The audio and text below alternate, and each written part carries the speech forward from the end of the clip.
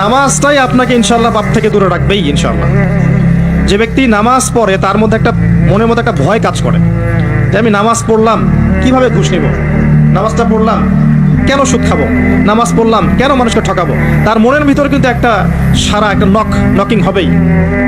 ইন্নাস সালাতা তানহা আনিল ফাহশাই ওয়াল মুনকার, সালাত আপনাকে সমস্ত অশ্লীল এবং গর্হিত কাজ থেকে বিরত রাখবে ইনশাআল্লাহ। নামাজটা ছাড়েন না, যত পাপ করছেন করেন, আমি বলি নামাজ ছাড়েন না, ইনশাআল্লাহ একদিন নামাজই আপনাকে পাপ থেকে বের করে আনবে ইনশাআল্লাহ। শয়তান আপনাকে হতাশ করতে চাইবে, শয়তান আপনাকে হতাশ করতে চাইবে যে তুই তো গার্লফ্রেন্ডের সাথে কথা বললি, রাতের বেলা পর্ন দেখলি, তুই তো ফ্রি মিক্সিং এ আছিস, তুই মাদক দ্রব্য খাচ্ছিস, তুই কাজে ফাঁকি মারিস, তুই ট্যাক্স আদায় করিস নাই, দুর্নীতি করছিস, তুই আবার নামাজ পড়বি কেন? শয়তান আপনাকে এগুলো বোঝাবে, কিন্তু নামাজ তো আমার সময় পায় না, আমি তো অনেক পাপী মানুষ, এই ধোকায় পা দিবেন না।